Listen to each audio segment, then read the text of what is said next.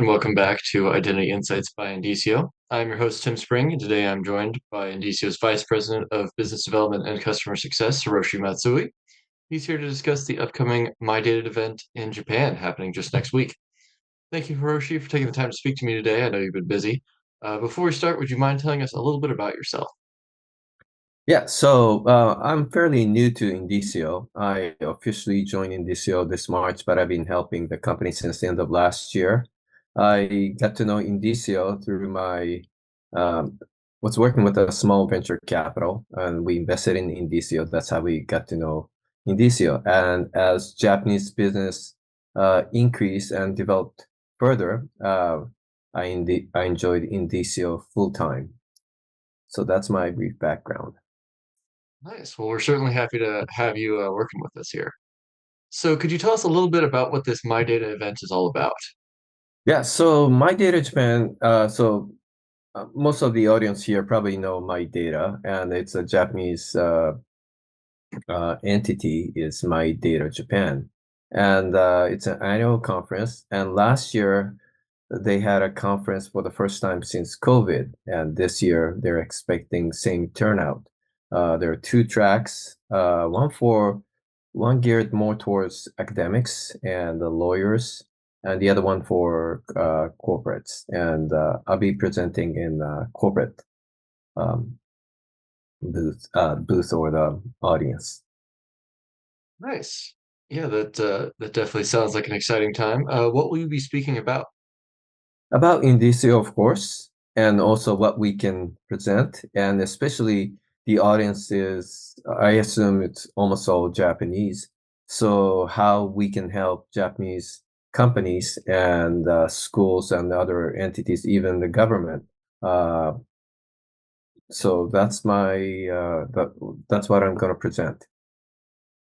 All right. And if we could drill a little bit deeper into that, how exactly can this technology, impact schools and governments and financial sector in Japan?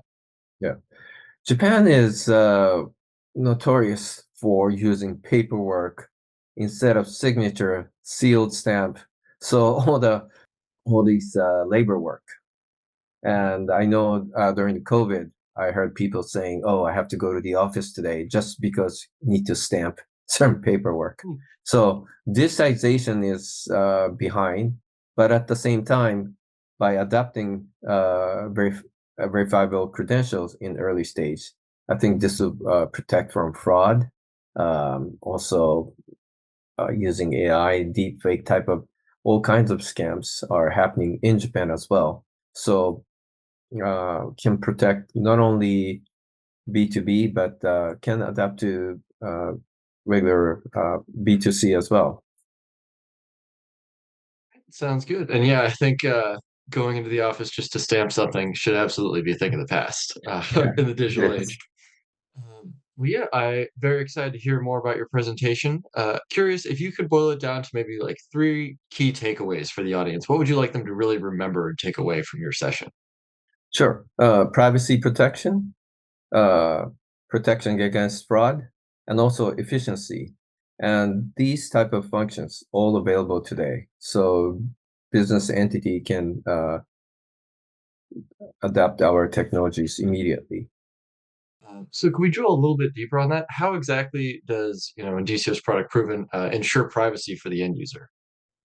So let's get into a little bit more specifics. How exactly does Indicio ensure privacy for the end user? So first, you don't have to worry about the third-party identity provider. Your data is kept in your mobile device and not in silo somewhere in the cloud. Awesome. That sounds very cool. So to the next point, how does Indicio increase efficiency? So you can eliminate paperwork.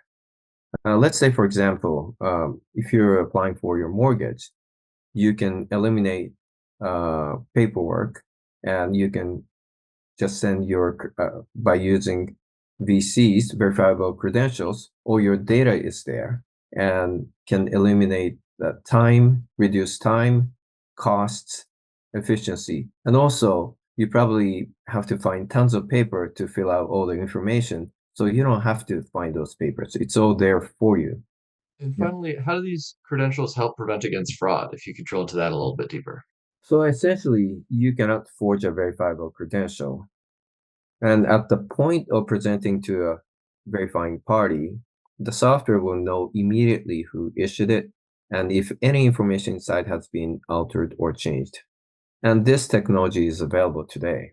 All right. Sounds good. Well, I believe that is about our time for today. Thank you so much for joining me, Hiroshi. Really appreciate you taking the time.